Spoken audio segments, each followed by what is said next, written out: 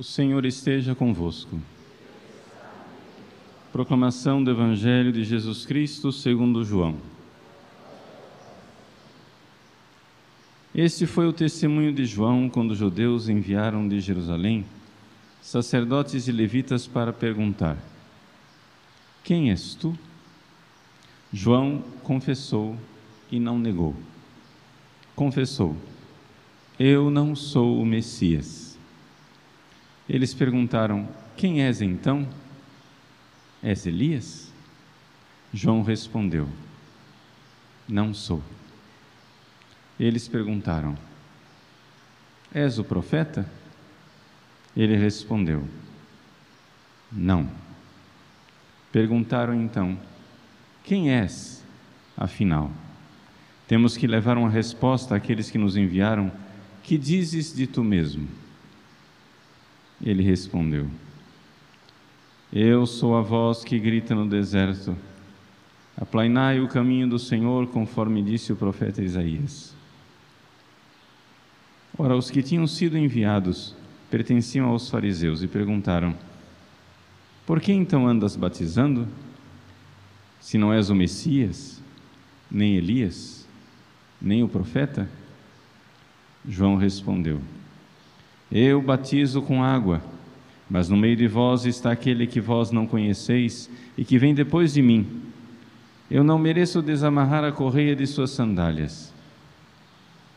Isso aconteceu em Betânia, além do Jordão, onde João estava batizando.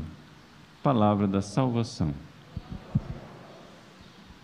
Meus queridos irmãos e irmãs, o Evangelho de hoje, que nos fala da humildade de São João Batista, nos dá ocasião, nesse primeiro sábado do ano, a contemplar a humildade do Imaculado Coração de Maria, e nesse ano de São José, contemplar também a humildade do coração de São José.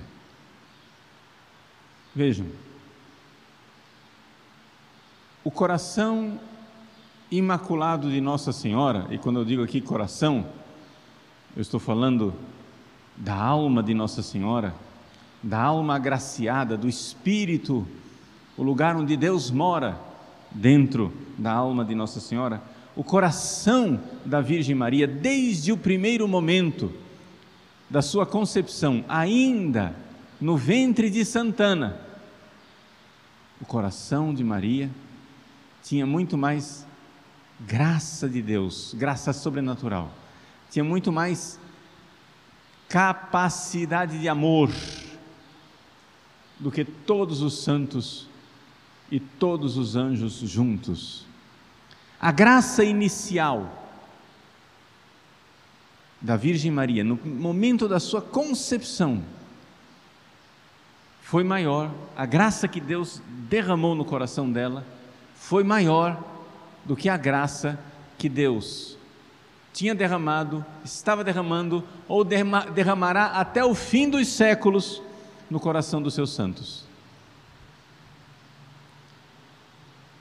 Então, quando nós falamos do coração de Maria, nós estamos falando de um prodígio, de uma realidade inigualável, algo que nós, criaturas humanas, não conseguimos contemplar aqui nesse mundo, e mesmo lá no céu, quando virmos Deus face a face, Maria, a Mãe Santíssima, ainda assim será de alguma forma um mistério para nós.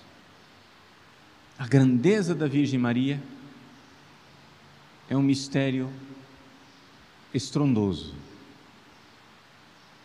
Agora vejam só, para nós conseguirmos penetrar algo desse mistério, nós precisamos trilhar o caminho da santidade, porque somente com a graça de Deus no coração, somente com a caridade de Deus, o amor de Deus infundido em nossas almas, é que nós conseguimos contemplar algo daquilo que é a Virgem Maria. Sem isso, não é possível. A lei, o princípio é o seguinte: Os santos passam desapercebido para os pecadores, mas um santo não consegue se esconder a um outro santo. São José, que foi escolhido por Deus para ser esposo da Virgem Maria e pai, a gente usa a palavra pai adotivo, mas seria melhor usar a palavra pai adotado, porque esse é o único caso da história em que o filho adotou o pai. Ele que é o pai adotado de nosso Senhor Jesus Cristo, ele tinha uma santidade elevada e sobrenatural. Então é evidente que a santidade de Maria, o coração de Maria, não passou desapercebido a São José. Um santo consegue se esconder de um pecador, mas um santo não consegue se esconder de um outro grande santo. Os grandes santos se reconhecem, os grandes santos se sabem, assim como um santo também é capaz de perceber o fedor, o mau cheiro, a carniça, a miséria de uma alma em pecado. Assim também os santos se reconhecem. E José, quando iniciou o processo de casamento com a Virgem Maria, porque lá na cultura judaica o casamento acontece em duas etapas, né? Primeiro acontece o casamento mesmo, que o Evangelho diz que estava prometida em casamento. Prometida em casamento é fraco, na verdade eles estavam casados mesmo, só que não viviam ainda juntos, porque são duas partes do casamento. O primeiro é uma ratificação do contrato do casamento, e aí depois vem a festa do casamento, em que a esposa é levada em procissão festiva até a casa do noivo. Aí os dois começam a morar debaixo do mesmo teto. Mas são duas etapas do mesmo casamento. São José já era casado com Nossa Senhora, só que não estava concluído aí no processo.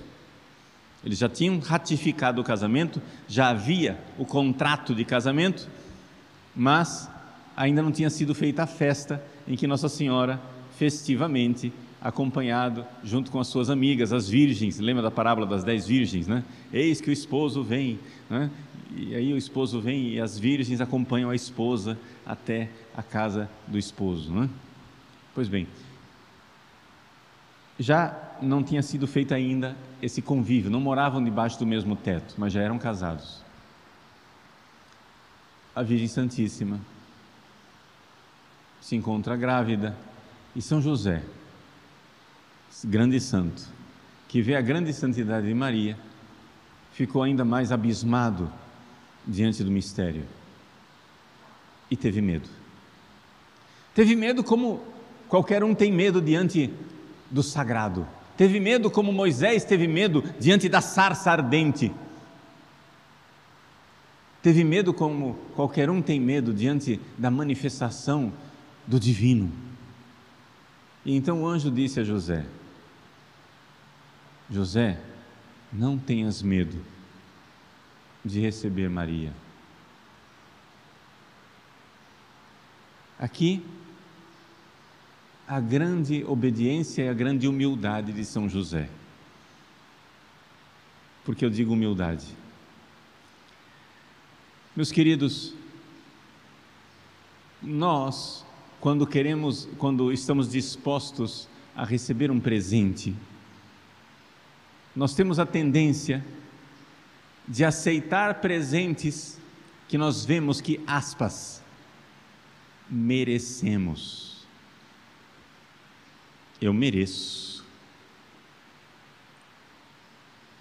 Desculpem a comparação boba, mas é a criancinha que escreve a carta para Papai Noel, dizendo como ela se comportou direitinho o ano todo.